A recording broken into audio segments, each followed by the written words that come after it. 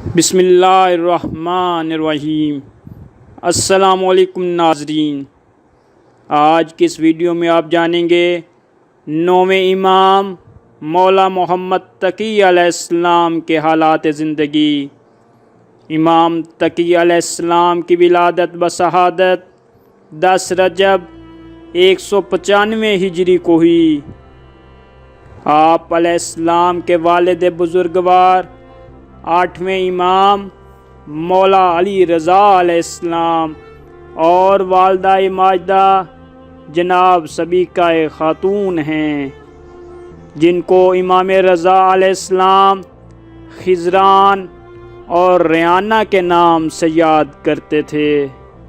امام علیہ السلام کی کنیت ابو جعفر ثانی اور مشہور القاب تقی اور جواد ہیں۔ امام علیہ السلام جب منصب امامت پر فائز ہوئے تو آپ کی عمر مبارک فقط 8 سال تھی۔ امام علیہ السلام کی پہلی شادی مامون کی بیٹی ام الفضل سے ہوئی، جس سے کوئی اولاد نہیں تھی۔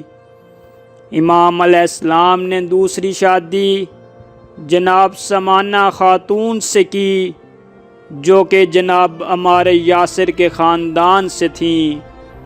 جناب سمانہ کے بطن سے امام علیہ السلام کے 2 بیٹے امام علی نقی علیہ السلام اور جناب موسیٰ، جبکہ 3 بیٹیاں جناب فاطمہ، امامہ اور حکیمہ خاتون تھیں۔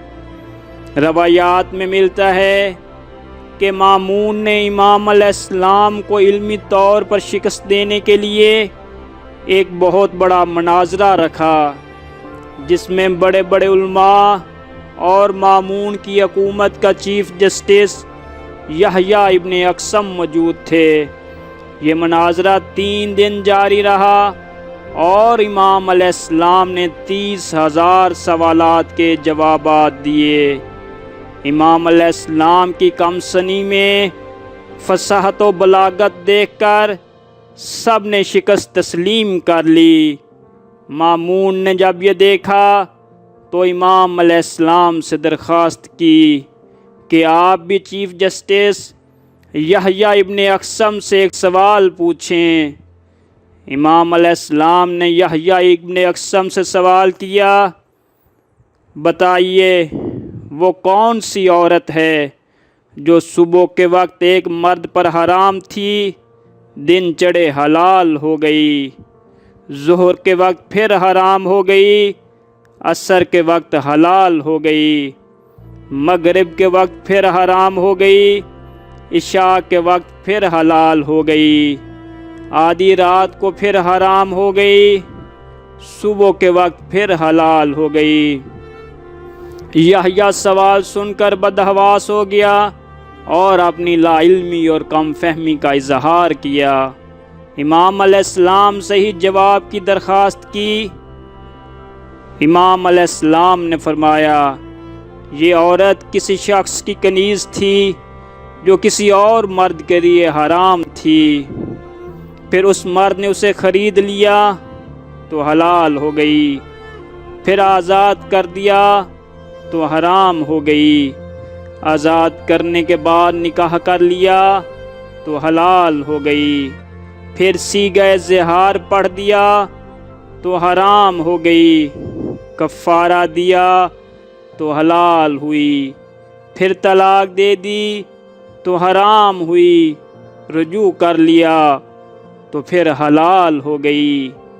اس طرح ایک ہی عورت ایک مرد کے لیے 4 مرتبہ حلال ہوئی اور 4 مرتبہ حرام۔ امام علیہ السلام کا جواب سن کر یحییٰ ابن اقسم امام علیہ السلام کی تعریف کیے بغیر نہ رہ سکا۔ امام علیہ السلام کا ایک صحابی بیان کرتا ہے کہ محمد بن عبد الملک نے ایک شامی شخص کو سامرا میں قید کر دیا۔ صحابی کہتا ہے، جب میں قیدی سے ملا اور اس کا جرم پوچھا تو اس نے بتایا ایک دن میں شام میں حضرت امام حسین علیہ السلام کے سر اقدس والی جگہ پر عبادت کر رہا تھا تو اچانک میرے سامنے ایک نورانی شکل والا جوان موجود تھا۔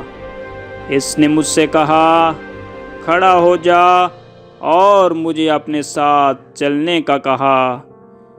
میں اس کے ساتھ چلنے لگا تو تھوڑی دیر بعد ہم دونوں شام سے مسجد کوفہ میں موجود تھے۔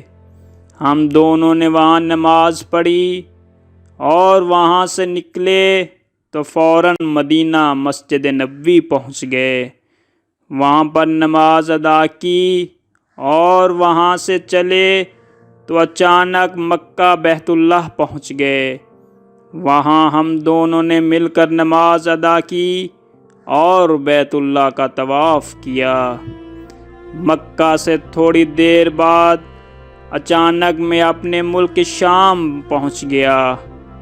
یہ واقعہ اگلے سال پھر میرے ساتھ ہوا تو میں نے اس فرد سے پوچھا، اے بندہ خدا تم کون ہو؟ تو اس نے فرمایا، میں تیرا امام محمد تقی علیہ السلام ہوں۔ شامی شخص کہتا ہے، اس واقعے کی خبر جب محمد بن عبد الملک تک پہنچی تو اس ملعون نے مجھے قید کروا دیا اور الزام لگایا کہ میں نبوت کا دعوے دار ہوں۔ امام کے صحابی نے محمد بن عبد الملک کو خط لکھا کہ یہ شامی بے گناہ ہے، اس کو آزاد کر دو۔